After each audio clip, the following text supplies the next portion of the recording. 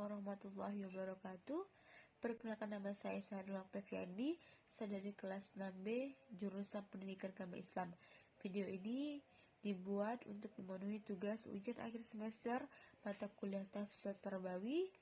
Di sini saya akan menjelaskan tentang tafsir pendidikan atau tafsir Tarbawi surat Al-Alaq ayat 1 sampai 5. Bismillahirrahmanirrahim.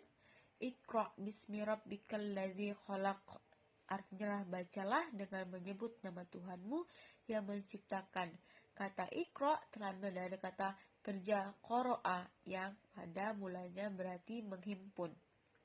Dalam suatu riwayat dinyatakan bahwa Nabi Muhammad SAW bertanya, "Ma Iqra, apakah yang saya harus baca?" Beraneka ragam pendapat ahli tafsir tentang objek bacaan yang dimaksud tadi.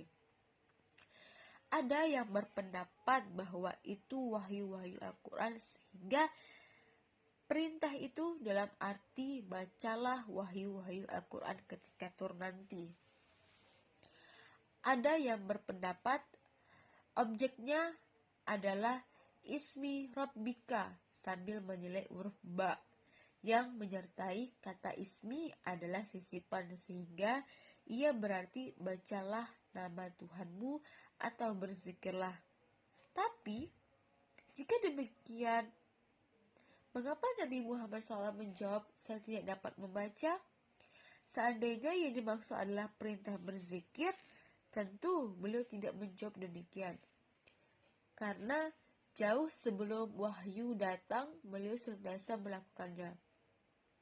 Dari sini kita dapat menyimpulkan bahwa kata Iqra digunakan dalam arti membaca, menelaah, menyampaikan, dan sebagainya.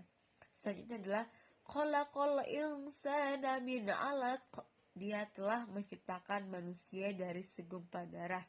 Kata insan atau manusia terambil dari kata uns atau senang, jina, dan harmonis atau dari kata nisi yang berarti lupa.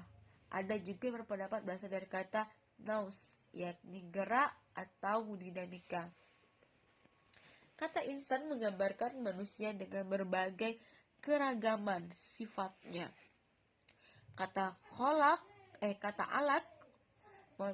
alak dalam kamus bahasa Arab berarti segumpal darah dalam arti cacing yang terdapat dalam air. Bila diminum oleh binatang, maka ia tersangkut ke kerongkongannya, tetapi ada yang memahaminya dalam arti sesuatu yang tergantung di dinding rahim.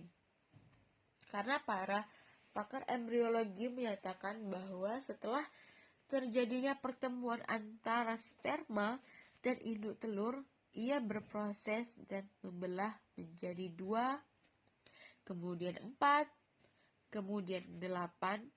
Nah, demikian seterusnya sambil bergerak menuju ke kantong kehamilan dan melekat berdempetan serta masuk ke dinding rahim.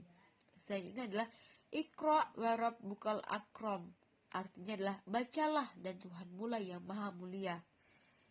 Maksudnya memerintahkan membaca dengan menyampaikan janji Allah di atas.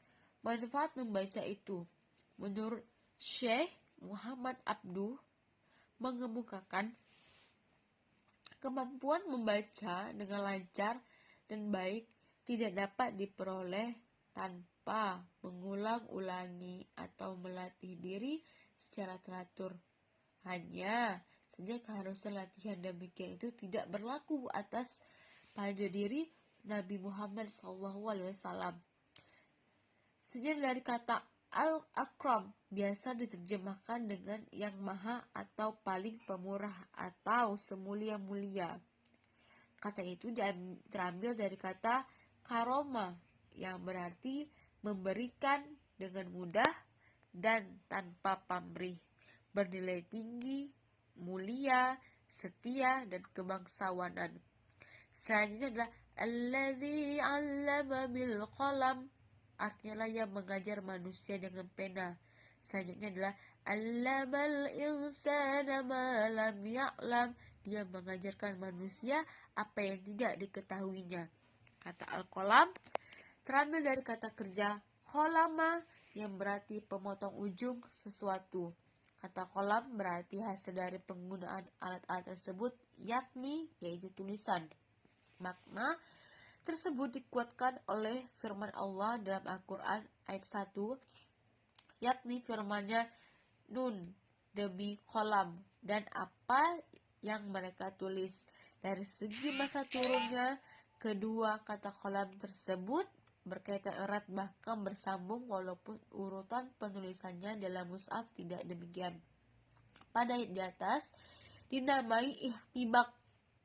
Yang sebagai tadi nama ihtibak maksudnya adalah tidak disebutkan sesuatu keterangan yang sewajarnya ada pada dua susunan kalimat yang bergandengan, karena keterangan yang dimaksud sudah disebut pada kalimat yang lain. Pada ayat 4, kata manusia tidak disebut karena telah disebut pada ayat kelima. Dan pada ayat kelima, kalimat tanpa pena tidak disebut karena sudah ada pada ayat 4 telah diisyaratkan. Makna itu dengan disebutnya pena. Dengan demikian, kedua ayat tadi berarti dia Allah mengajarkan dengan pena atau tulisan hal-hal yang telah diketahui manusia sebelumnya, dan dia mengajarkan manusia tanpa pena apa yang belum diketahui sebelumnya. Kedua ayat tersebut menjelaskan dua cara yang ditempuh Allah Subhanahu wa Ta'ala dalam mengajarkan manusia. Pertama, melalui pena atau tulisan yang harus dibaca oleh manusia, dan yang kedua, melalui pengajaran secara langsung tanpa alat. Mungkin itu saja yang dapat saya sampaikan. Billahi taufiq wal hidayah. Wassalamualaikum warahmatullahi wabarakatuh.